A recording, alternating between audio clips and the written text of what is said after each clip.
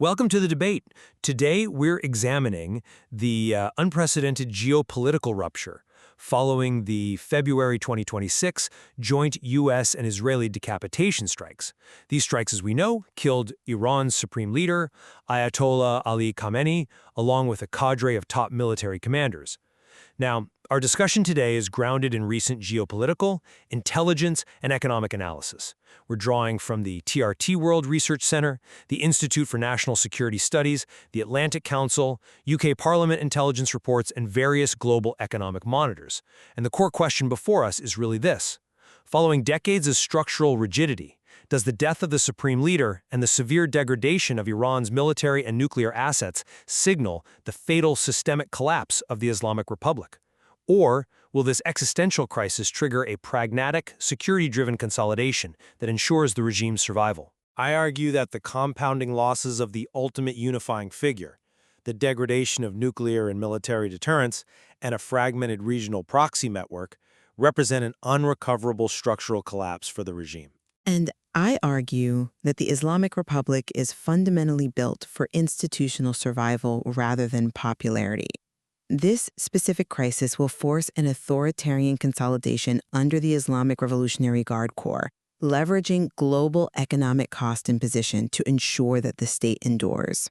To really grasp the magnitude of what we're analyzing today, I think we have to step back and look at the sheer scale of this leadership vacuum. It is staggering. For 37 years, Khamenei wasn't just a political figurehead.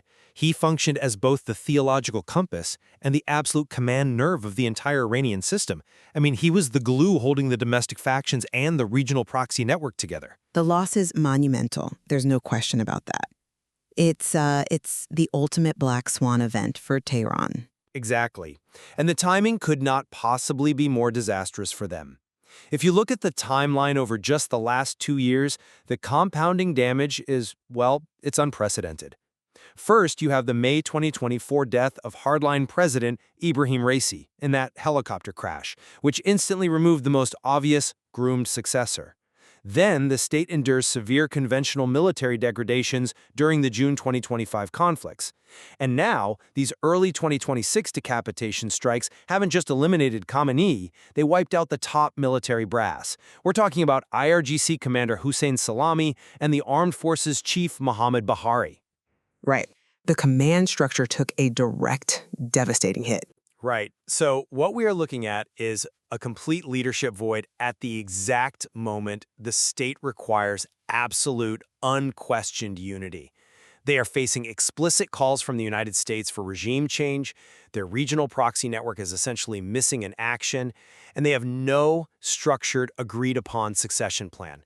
The structural pillars that held the theocracy together have been systematically dismantled. We are watching the fatal fragmentation of the regime in real time. I come at it from a different way because while the shock to the system is undeniable, I think we have to look at historical precedent. Moments of severe crisis in the Iranian Republic don't usually lead to fragmentation. They invariably force a consolidation of power within conservative, security-driven factions. The civilian political facade is already fading to the background. I mean, we've seen President Pezeshkian reportedly admitting he is a doctor, not a politician, while de facto state management has quietly shifted to trusted security insiders.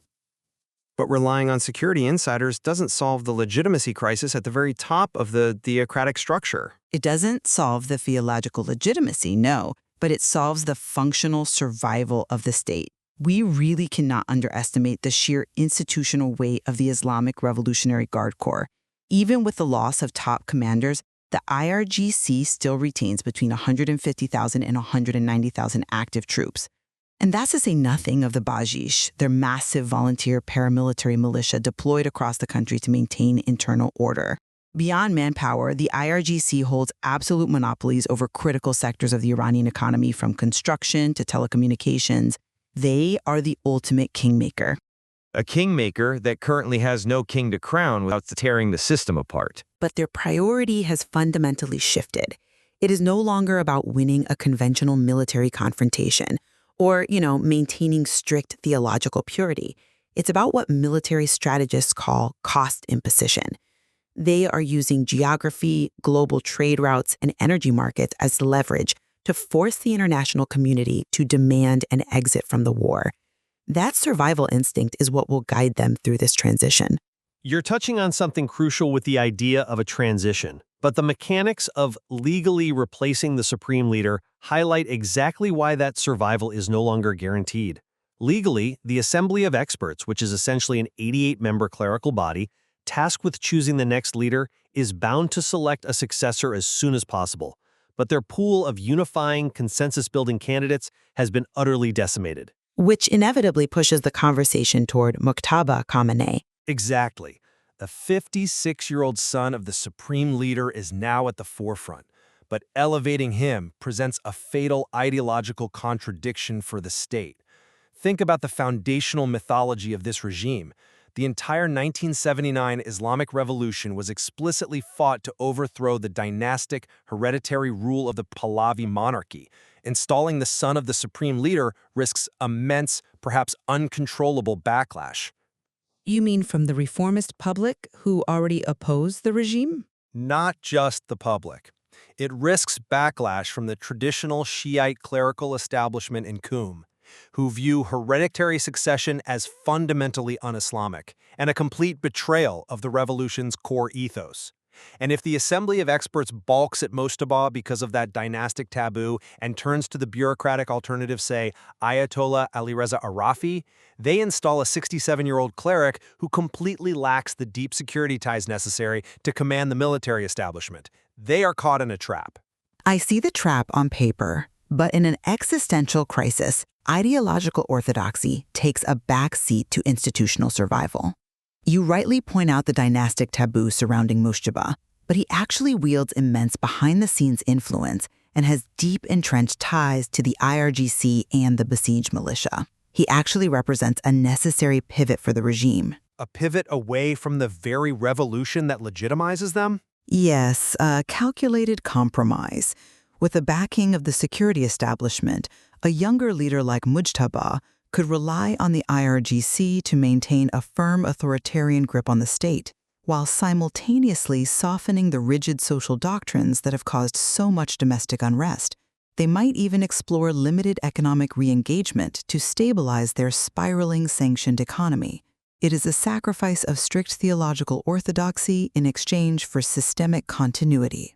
But we are already seeing immense domestic panic. We're tracking the arrest of 700 people, rushed executions for alleged espionage, and sweeping internet blockouts. You see that as consolidation, but I see it as a regime turning on itself. It's the behavior of a state that has no legitimate path forward. It's brutal, certainly, but it's standard operating procedure for the IRGC when securing the internal environment. And to your point about the regime turning on itself, we have to look at the alternative, or rather, the lack thereof. The domestic opposition remains completely fractured. Yes, there are millions of dissatisfied citizens, and exiled figures like Crown Prince Reza Pahlavi are calling for uprisings, even framing the strikes as a humanitarian intervention. Which signals that the population is ready for a change in government. Ready for change, perhaps, but functionally incapable of executing it. Iran lacks an organized internal armed opposition comparable to what we saw in Syria or the structured anti-apartheid movement in South Africa. Pahlavi's influence is entirely external and symbolic. Without a structured internal alternative capable of assuming power, the state apparatus backed by the muscle of the IRGC remains the only viable governing force in the country. The state apparatus might be the only organized force internally, but its ability to project power and physically defend itself has been utterly shattered. Let's look at the degradation of their military and nuclear deterrence, because the numbers here are staggering. According to the U.S. Defense Intelligence Agency's assessment of the combined June 2025 and early 2026 strikes, the nuclear program has been set back by years. The CIA director publicly stated that new intelligence shows these facilities are severely damaged and would take years to rebuild. The physical damage to conventional systems and facilities is severe. I won't dispute that. It goes beyond severe. Israel has achieved complete air superiority over Iranian airspace. During these campaigns, they destroyed around 1,000 Iranian missiles and 250 launchers. Iran's physical deterrence infrastructure is in ruins. And let's look at their forward defense strategy. The much-touted axis of resistance was supposed to be their insurance policy. Where was it? Hezbollah and Hamas have been so heavily degraded over the past few years that they failed to mount any meaningful response to the decapitation strikes that killed their primary patron. The fundamental architecture of Iran's defense strategy has collapsed, leaving the state entirely exposed on its own borders. That's a compelling argument, but have you considered the limitations of evaluating this strictly through a conventional air power lens? I think evaluating Iran's current strategy that way misses the mark. The IAEA Director General stated that while the damage is severe, Iran retains the industrial and technological capacity to resume enrichment. European intelligence even suggests the highly enriched uranium stockpile is largely intact. But moving beyond nuclear, they know they don't have air superiority. They know their conventional missile stockpiles are depleted, and frankly, they don't need them for their current strategy. How can a heavily militarized state not need its physical deterrence? Because they've shifted entirely to asymmetric cost imposition. Think of it like a union strike at the world's most vital shipping port. Iran knows they can't win a conventional fistfight with the port security of the U.S. and Israeli militaries, so instead they are threatening to slash the tires of all the delivery trucks. They are weaponizing global supply chains. Look at their immediate response to the strikes. They targeted the UAE and Bahrain, causing massive global disruption. Disrupting regional flights doesn't win a war. It's not just regional flights. Emirates and Qatar Airways had to ground massive portions of their fleets, stranding 20,000 passengers globally. Major stock exchanges in the UAE had to halt trading for 2 days. Iran is demonstrating quite clearly that it can threaten the Strait of Hormuz. We're talking about a choke point that handles 20% of the world's seaborne oil, 20% of global liquefied natural gas shipments, and a third of the global urea trade, which directly impacts global food prices. And you believe threatening global trade will save the regime? Just the threat of closing that strait caused Brent's crude to spike 13%, reaching over $81 a barrel. So the takeaway here is that Iran has realized they don't need a standing army to ensure survival. They just need a chokehold on the global wallet. They are weaponizing these global economic vulnerabilities to force the international community to scream for a ceasefire. I hear the logic in that, but weaponizing the global economy requires a level of diplomatic leverage that Tehran simply no longer possesses. Their international isolation is now absolute. For years, Khamenei championed the look to the East policy, building ties with Moscow and Beijing as a strategic safety net. But that net has comprehensively failed them in their moment of greatest need. They still maintain strong trade relations with China, though. Trade is not military intervention. Following Operation Epic Fury, the massive Allied military campaign we saw leading up to these strikes, pragmatic circles in Tehran expressed deep, bitter disappointment. Moscow and Beijing offered nothing more than mild diplomatic condemnations of the decapitation strikes. Neither provided military assistance. Russia is currently bogged down in its own strategic priorities. Exactly, and Russia has scaled up its own domestic production of UAVs, making it far less dependent on Iranian drones than it was back in 2022. And China? You just mentioned how heavily China relies on the Strait of Hormuz for its energy needs. Beijing is highly alarmed by Tehran's threats to close the strait because it would devastate the Chinese economy. Because of that economic exposure, China adopted a strictly neutral stance during the conflict. But neutrality from China still means they are purchasing Iranian oil. But it means Iran has no diplomatic substitute for Russia and China when the chips are down. Both powers have shown they will prioritize their own strategic stability over saving the Iranian regime. Compound this isolation with the actions of the E3, Germany, Britain, and France. In response to the escalation, we've seen them activate the snapback mechanism. For our listeners, that means the European nations legally reverted to the severe pre-2015 nuclear deal sanctions. The economic strangulation of Iran is total, and their so-called international allies have essentially abandoned them to their fate. They appear isolated on paper, I'll grant you that. But the actual geopolitical map of the Middle East limits Washington's ability to finish off the regime. You mentioned the global economic disruption earlier as a sign of Iran's desperation. But it is precisely this disruption that forces regional powers to act as a buffer for Tehran. You're referring to the Gulf states? Yes, the Gulf Cooperation Council states, Saudi Arabia, the UAE, Qatar. They are formally bound to the U.S. security umbrella, but geographically, they are fundamentally exposed to Iranian retaliation.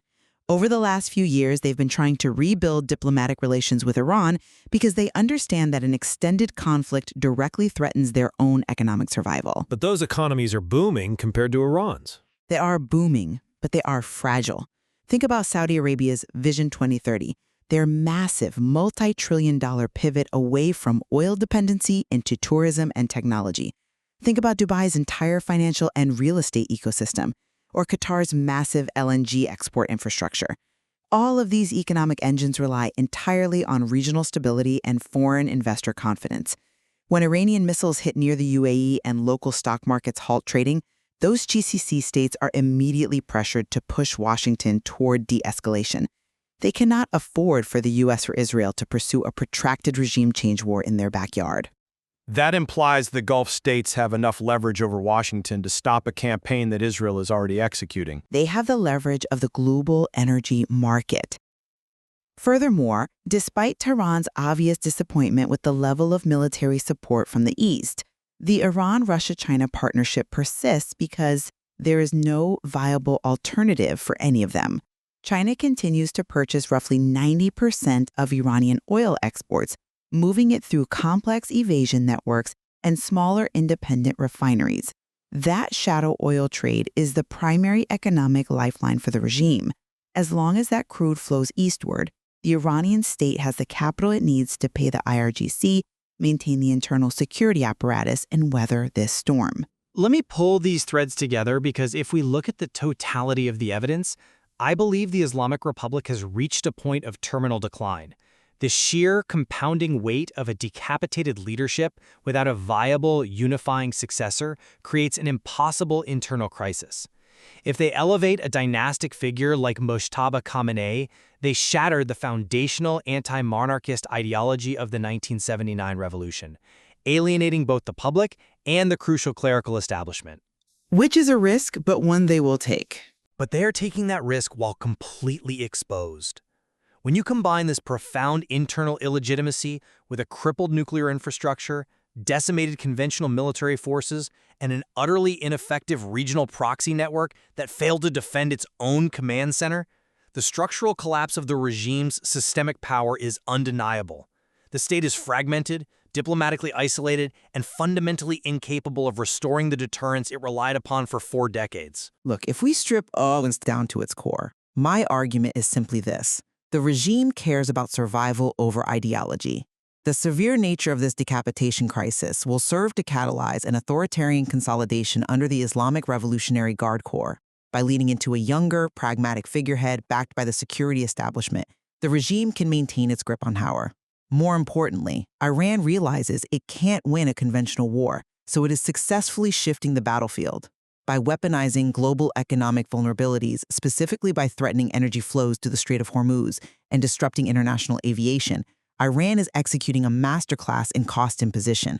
This leverage ensures that key regional players, particularly the highly exposed Gulf states, will force the international community into de-escalation, allowing the Iranian state apparatus to endure. I think we can both acknowledge that, regardless of the ultimate outcome in Tehran, the strategic map of the Middle East has been permanently redrawn by these events. Whoever ultimately succeeds Khamenei, assuming the state holds together, will be governing a highly militarized apparatus that is deeply, perhaps exclusively reliant on the IRGC for its day-to-day survival. I completely agree with you there. The era of the delicate theological political balancing act that Khamenei managed for decades is over. And moving forward, I think we both see that the ultimate deciding factor may well lie not in military strategy, but in the global economic markets. The critical metric to watch is exactly how long the international community, and specifically the neighboring Gulf states, can tolerate the cost of living pressures, the aviation disruptions, and the energy shocks triggered by Iran's asymmetric retaliation. Thank you for joining us for this intellectual exercise. As always, we leave it to you, the listener, to weigh the evidence, look at the competing perspectives, and form your own conclusion.